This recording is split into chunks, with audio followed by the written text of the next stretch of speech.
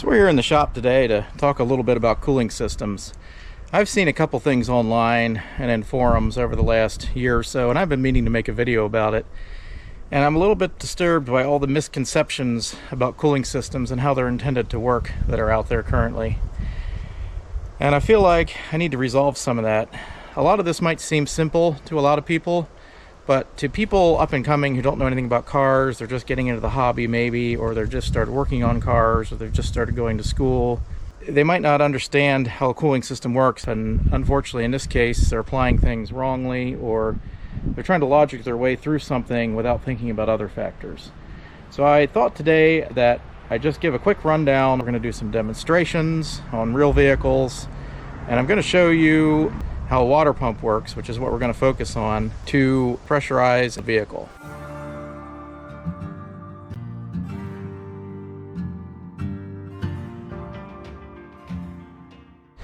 So one of the biggest misconceptions I've seen out there is that a water pump does not provide any pressure for the cooling system. Most people seem to think it's purely the thermal expansion of the coolant that provides the pressure in the cooling system. Now, you really need pressure in a cooling system in modern vehicles because they're made to run warmer, and they run right up close to the boiling point of water. I apologize to all you Celsius and metric users out there, but we're going to try to do this in Fahrenheit just because where I'm located. Obviously, you don't want the coolant and water mix in your system to boil. That was a problem back in the day in like old Model Ts and things like that, where they weren't pressurized, and you would have to, you get hot, your coolant would boil in summer, and you'd have to pull over and replenish your water and wait for the engine to cool down. You know, and you'd see all that steam pouring out of the engine and everything. Well, that was the water boiling. You know, common in old Hollywood movies and stuff like that, or, you know, in modern Hollywood movies where they don't understand how a cooling system works. Anywho, a cooling system, by being pressurized, raises the boiling point, because as you raise the pressure, it increases the boiling point of the liquid. So you can get a boiling point up to 230, 240 if you just raise the pressure a little bit. So they've designed water pumps to work in a sealed system to both move the water and provide just a little bit of pressure, enough pressure not to overpressurize the system, because you don't want to be blowing hoses off and things like that. So you just want enough pressure to pressurize the system and raise that boiling point and move the water at the same time. So that's what these pumps are designed to do. Usually the vent for the system will run at about 15, 16 psi, or right about 1 bar for you metric people. And that's the maximum point. You're not going to be able to pressurize it over that, because that's the blow-off point. You know, if you rev that engine fast enough, you know, if you're shooting at 6,000-7,000 RPM for a long time, you will be making more pressure in the pump, because a lot of that is based off of the speed at which it spins. So, you know, just sitting there at idle, you know, you're going to make a few psi, but when you're running down the highway at 3,000 or 4,000 RPM in an old car, because the gearing is bad, you're going to be making a lot more pressure, and that's what the blow-off is for, just in case you exceed that if your pump is really good. So misconceptions. Some people have said that the pressure in the system is just due to thermal expansion. It's not the pump doing that. We're going to put a pressurization here in a minute on an actual car and show you cold versus warm, how it still makes pressure, and that's not the case.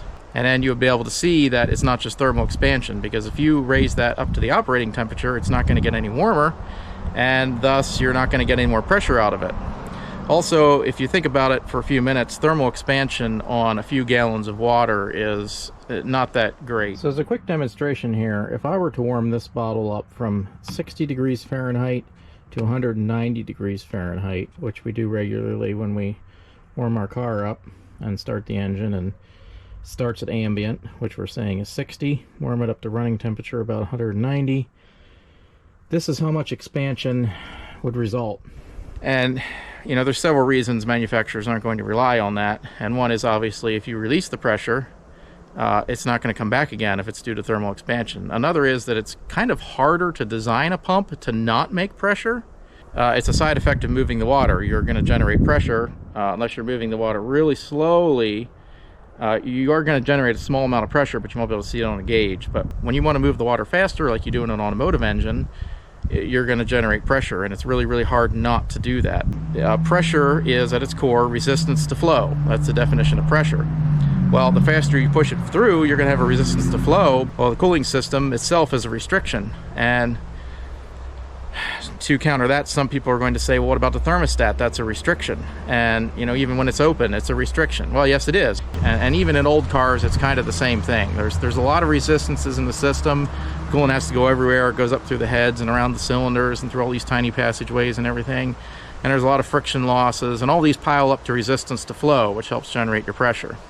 Because in hot rodding, you know, a big thing is, oh, we'll take your thermostat out and your coolant will flow better. And well, it doesn't really. And you might actually see a little bit of a pressure drop because, again, that is one of your resistances to flow, the fact that the thermostat is sitting there in the housing. And you might actually see a pressure drop when your engine warms up because you're actually making one of those passageways bigger and removing a restriction. So removing your thermostat is not always a good thing. And I did another video in the past about showing what actually happens when you remove your thermostat, and had a lot of people misconstrue that as saying that I was saying that you should remove your thermostat for better cooling. That's not what that video was saying. That was saying this is what happens when you remove your thermostat. And what we were seeing in the video was, you know, the needle jumping all over the place because there was no regulation for heat. It was just, you know, basically regulating itself based on flow. There wasn't any adding or subtracting of that restriction to bring the temperature up or down and regulate it accordingly.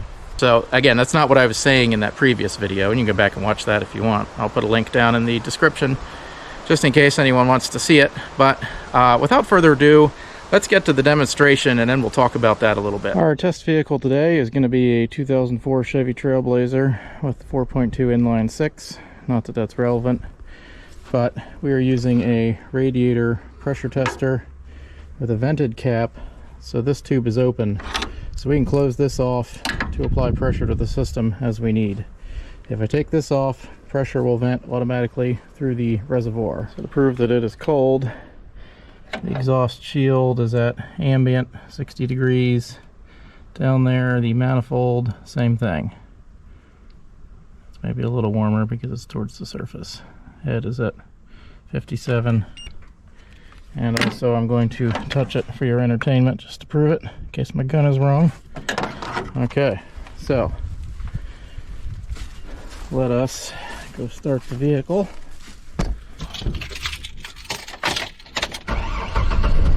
And you'll see that the temperature gauge also registers cold. I'm going to shut this off here.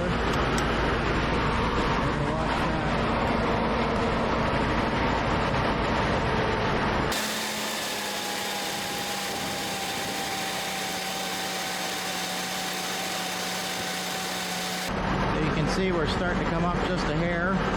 You'll see it rise slowly because an automotive water pump is not a powerful pump, and it's not necessarily made to generate a ton of head pressure.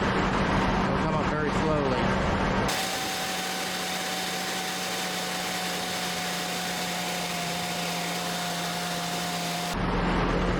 You can see it's starting to come up. We've got about 2.5 psi now. We're not going to go over 1 bar for about 15 psi because that's what the cap's rated at. We don't want to stress the system.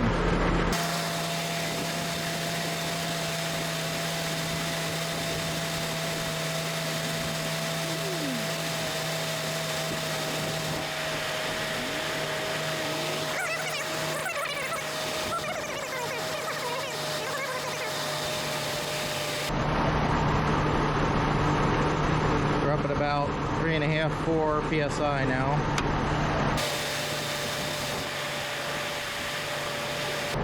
I want to reiterate, in a system like this, it's going to come up very slowly. I did this demonstration once before on a mower with a very small cooling system, and because the cooling system is so small, the pressure will come up a little bit faster, but it has a lot of area to pressurize, so you'll see it come up slowly. So now we're at 5 psi.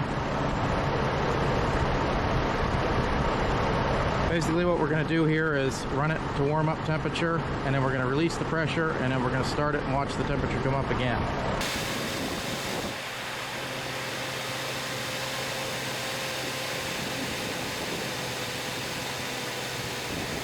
So when we release the pressure, I'm going to release these channel locks So also when you release that pressure, you'll get what's called flash boiling, which is you're immediately lowering the pressure, which means the boiling point immediately drops as well, and suddenly you're below the boiling point, so you have a lot of fluid that will instantly boil, and that's called flash boiling.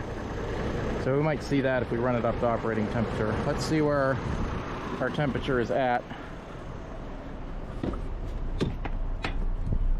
We're at about, what is that, 150, 160-ish. So the thermostat should be close to opening. I don't know how accurate that gauge is. But as you can see, even on a normal automotive pressure system, it doesn't run all the way up to 15 and then vent. If it's doing that, you might have another problem, like combustion gases in your system, but we're not dealing with that troubleshooting process today. We're just looking at the pressure. Let's look at what the temperature is now. We're at about 160, 150, 160, 170 on the actual exhaust manifold, 140-ish on the head.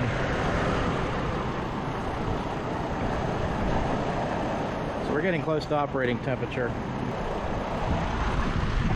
Okay, so it looks like our temperature gauge is pretty close to operating temperature right there. Close enough for us to run our next test. So what we're going to do here is release this pressure. I'm going to release this. You'll see the pressure drop, and you'll maybe hear the surge tank. There we go. Drop it down. So now I'm going to close it off again, and we should see that pressure start to climb up, even though it's still been warmed up. So it'll climb again at about the same rate and everything else, because temperature isn't really a factor on this. Temperature will expand it a little bit, but not enough to really make enough of a pressure difference on this relatively small couple gallons of coolant.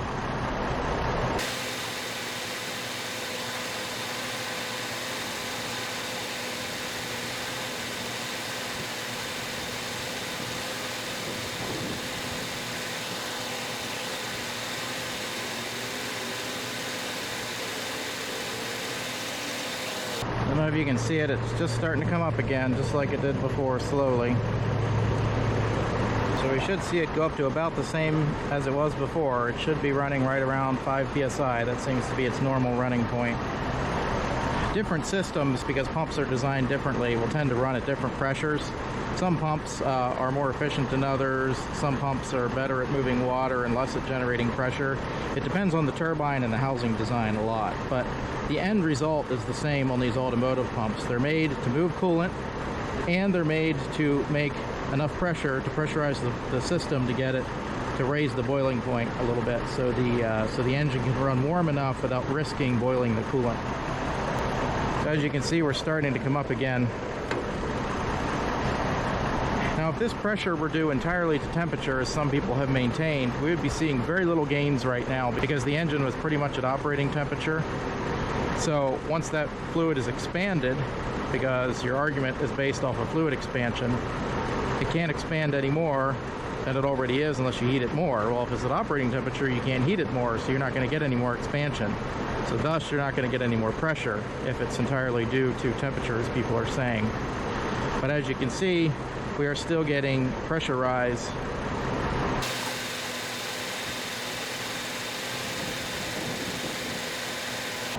I'm going to run this for a bit. It's always slow, even when whether it's cold or it's warm. It's going to be a slow rise. If you're getting a quick rise, it's usually going to be abnormal, because automotive pumps are not primarily designed to generate pressure. It's a secondary consideration to moving the water as well. You don't want too much pressure in your cooling system, because you don't want to blow apart parts and things. Rubber's coming off my gauge. Right now we're at about 2.5 psi.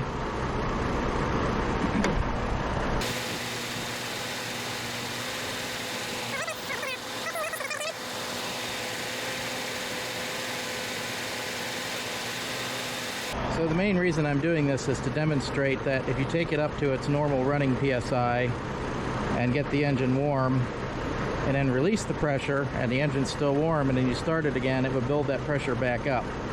because if it is solely due to thermal expansion that it generates that pressure, then it will be incapable of raising the pressure again after it's at operating temperature. But as we can see, the pressure is building back up again. We're at almost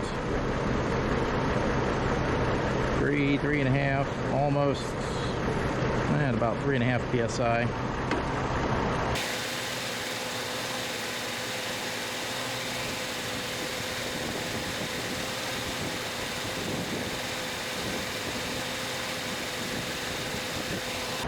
Now some people will shut their engine down and they'll take the radiator cap off and they'll go, oh no, a bunch of coolant blew out, and it must mean that it's over pressurized because the engine is leaking combustion gases and pressure into the cooling system.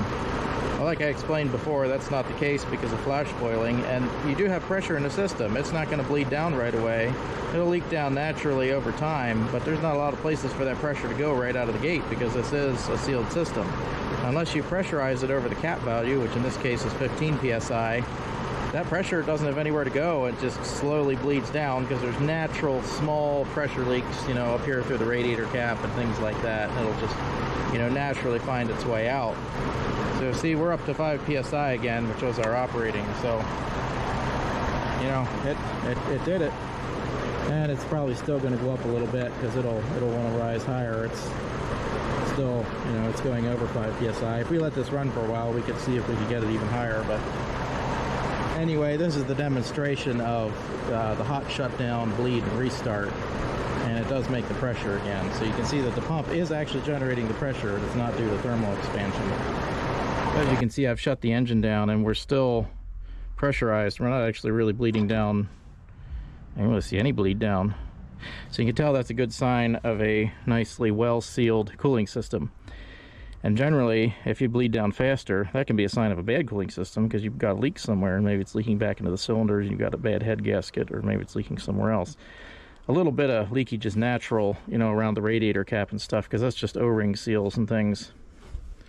Like here's this kind of radiator cap, and it's just rubber and O-rings. And, you know, it can be a sign of a bad radiator cap if it leaks down too fast. The other thing, if your system is used to running at a high pressure, if you have a really well-designed pump, or a pump that's designed to run at a higher pressure, it's naturally going to take longer to bleed down if your system is sealed as well as this one, because it's got more pressure to bleed down. So coming out in the morning and feeling your radiator hoses hard might not necessarily be a sign of a bad head gasket that's leaking combustion gases in. So you can see we're just starting to come down now, so it'll naturally have a slow bleed down. So I had one comment lately that said, note, temperature builds pressure in the cooling system, not the water pump. The pump is there to evenly circulate coolant and circulate through radiator when thermostat opens at predetermined temperature.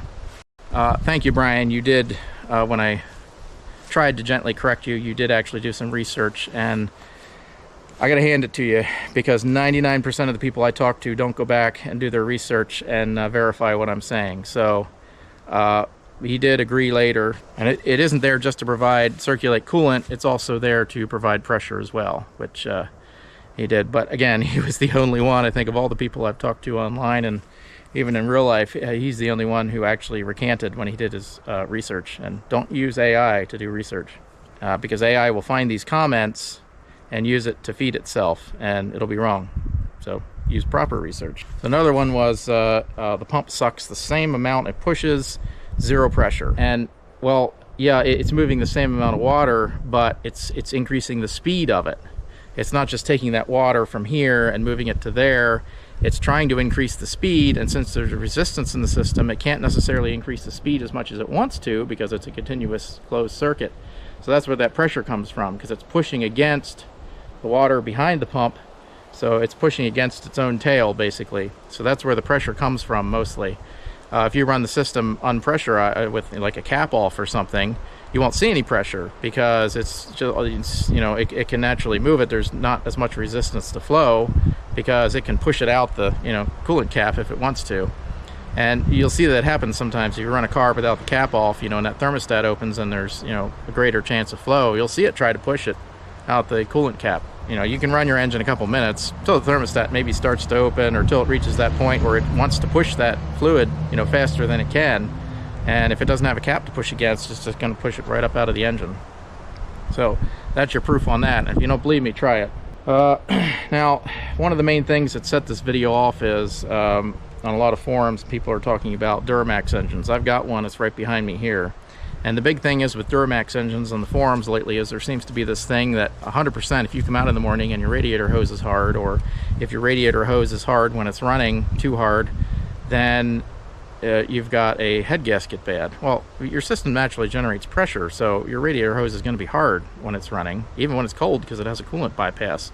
Even if it generates 1 or 2 psi, it's going to feel hard to you.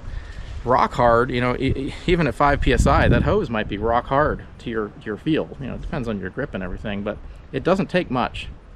So these people are coming out in the morning and saying their coolant hose is still hard, or it still has pressure in it, or still feels like it has pressure in it. Well, that's not necessarily a thing, and should not have pressure in the cooling system with that running temp. You should be able to take the cap off the overflow and not have it bubble over or using coolant. Well, like I said on the previous comment, if you're running the engine, it's going to want to push it out because it's looking for some place to push that coolant, because if it's pushing against itself, that's where the pressure comes from.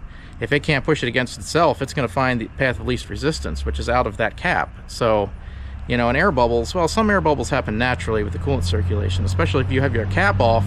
You're going to have some in the reservoir, the surge tank, and these it's combined. So that adds to the complication. People don't necessarily understand that. So you might have some bubbles because of the turmoil. It's constantly circulating through the bottom of the tank because it's both a surge and a reservoir tank.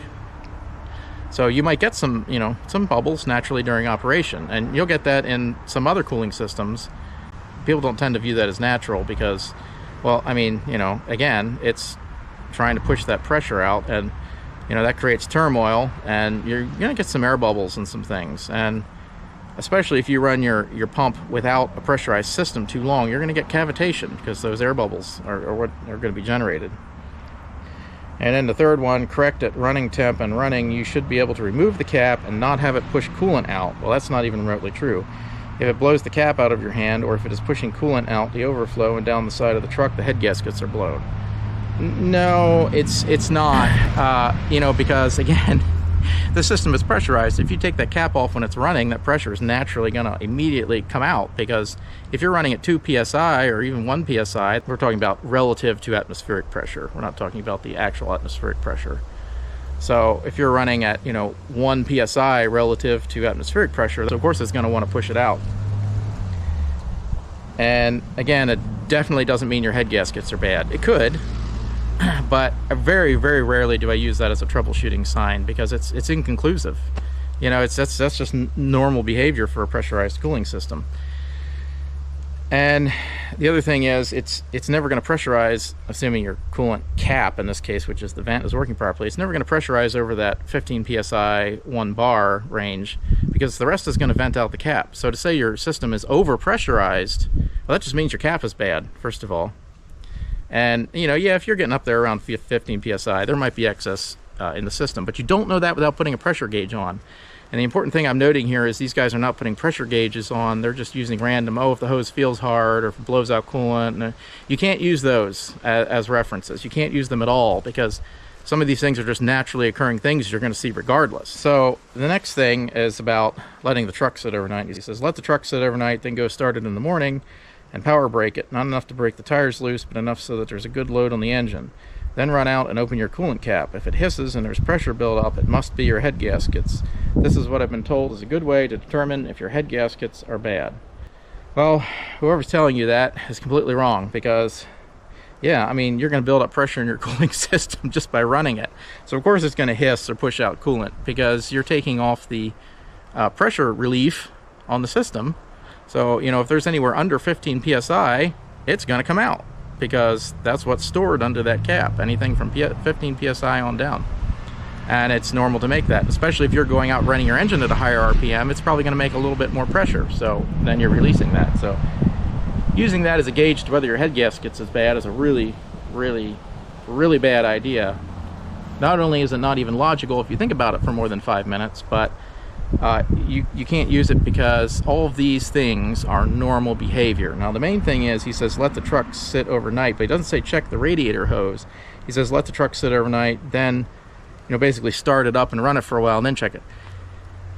Okay, let's talk about the radiator hose hard overnight thing. So yeah, if your radiator hose is hard overnight, if it's held pressure that long, either your cooling system is really good or there's pressure coming from somewhere else. Now the theory, I think, people haven't really explained it to me very well, but for what they think, the theory is that when you shut the engine down, there's pressure in some of those cylinders, because there's 8 cylinders in these Duramaxes, and so probably one of them is going to stop at top dead center with the valves closed, maybe, or somewhere in between. But the odds of one of those stopping with the valves closed is not that great, because when you try to stop an engine with the valves closed, it's going to want to push it back a little bit away from that naturally. It's going to kind of want to expand on its own, and by that it's going to rotate the engine a little bit, because it's going to rotate the crankshaft. So usually it's not going to want to naturally stop at that position. I'm not saying it can't happen, but usually it's not going to want to, because in a diesel, when you're talking about the huge compression numbers like 300 psi, if you have that compressed, that's enough usually to push the piston back a little bit on its own if you just shut the thing down. Anyway, so you would have to have the engine stop at close to top dead center with the valves closed, and we're not talking about that much space, because by the time both valves are closed, you don't have a whole lot of air compression there. So they're saying that basically that is leaking through a bad head gasket into the cooling system and pressurizing it slowly as it trickles down overnight. Well, I can tell you right now that 300 psi in a diesel, if it's leaking through a coolant passageway into like a max 15 psi, it's going to leak down pretty fast. And if it's taking the whole night, which it could, I'm not saying it can't, but if it could, it's probably not going to take the whole night to leak down that 300 psi down to the cap vent at 15. Probably if that's the case, then your cap is also bad, because there's nowhere for it to go. It's going into the engine, but there's not a natural escape for it. So it's just going to equalize the cooling system and the cylinder that you're talking about at about midway, like 150 psi. If that's the case, you're going to be blowing off hoses. These things are held on with hose clamps. They're not magically, screwed together or anything like that. We're talking about rubber hoses held on with hose clamps. 150 psi is going to blow off one of those hoses. So to just say that for sure 100% that's the case and you've got a bad head gasket, well, it's more likely you're going to see oil in the coolant or coolant in the oil, rather than just a bleed through from the cylinder head to the coolant. And again, it does happen. I'm not saying it doesn't happen. People are saying on these Duramaxes especially it happens more. And I'm not sure I believe that, because a lot of these guys are doing these diagnoses, and then rather than actually finding the root cause, what they're doing is just replacing the head gaskets, never finding the root cause, but they've got a natural bias built in now. So they're not going to go back and recheck it, things like that. Or if they do recheck it and they get the same results, they're not going to accept that it wasn't the head gaskets. They're going to say, oh, the head gaskets are bad again. And some of these guys have done that. And they'll go back and say, well, I just replaced the head gaskets and now it's doing the same thing. Well, that's because it was doing what it was supposed to be doing before, Now, again, I'm not saying it doesn't happen. It does happen. You can get an overpressurized cooling system from a combustion leak, but you're probably going to have a bad rad cap that's storing it and not venting it off properly. And, you can have a really good, well-sealed coolant system. So you can see on this Duramax cap, 15 psi, and this is a surge tank and a expansion reservoir. And the way this works, I just want to detail quickly because the Duramax guys get confused on this. There's a section, there's kind of a tube. This goes down into a tube, down into the tank to a certain level, and that's your surge section. The reservoir is down below it, and the water comes up above the sides of that tube, and it expands into the center of the tube, and any air can also come out of the cap here and then get vented through this rubber line here. You can see the lines down there. You see how there's 2 of them, here and here? So that's because there's coolant going in and out of that tank, because it's a reservoir all the time. An expansion reservoir only has 1 line, because as it expands it pushes into the tank, and then as it contracts it pulls back. I'm going to show you here.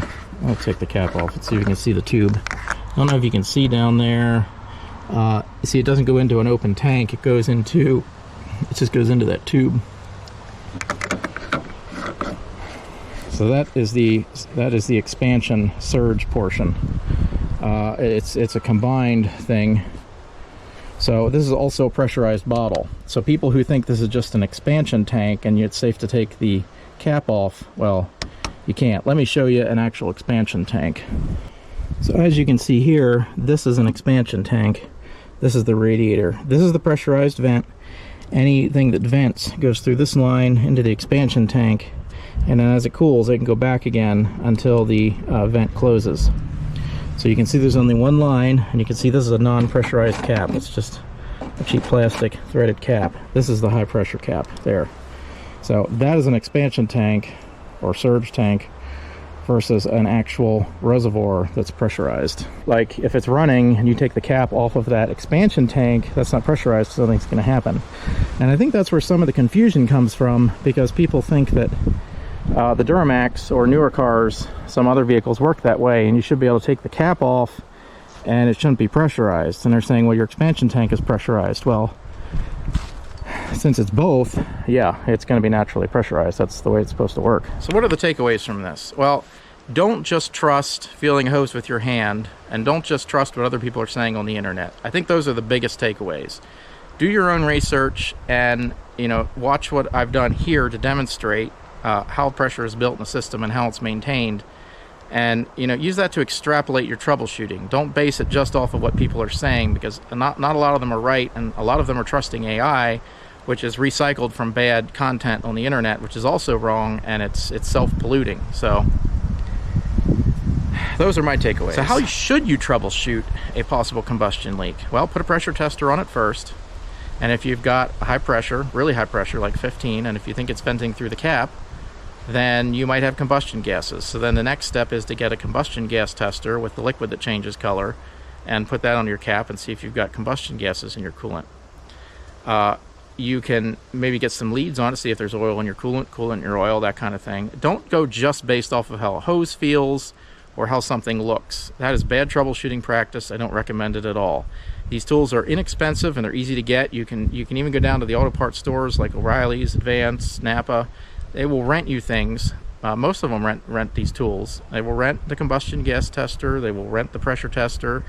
It doesn't cost you anything other than your time. You can do the check and find out for yourself. So that would be the proper troubleshooting procedure for these things, just in very short. So I hope this wasn't too long and boring. My intent here was to just put out a bunch of basic information, enough to get people started on troubleshooting. And I understand for a lot of people this is basic, everyday, run-of-the-mill stuff. But if you've just started in automotive and that kind of thing, this might be useful to you to just see this without, listening to other people, and see that we've actually done the demonstration and showed how it works. So from that regard, I hope this helps someone. This is why I do these videos, and probably gets this out of my system, because it's kind of been boiling on me a while that these people are just spreading bad troubleshooting practice. So I hope this helps somebody. That is why I do these things. I'll leave a link to a couple other related videos down below, just in case you want to see what happens when you remove the thermostat in a water pump, or how the water pump kind of looks internally, how the turbine designs and how they're supposed to work, that kind of thing. I've got a couple videos I've done in the past. I'll throw them down if you want to take a look at them. Obviously, for most people, you're going to know this stuff already, so you probably haven't even reached this point in the video because you've got incredibly bored. But if you have, thank you very much. I appreciate it. And feel free to like, subscribe, comment. We do tech videos like this occasionally. We also do rebuild videos and repair videos. So if you want to see that, feel free to like, subscribe, comment. And as always, thanks for watching.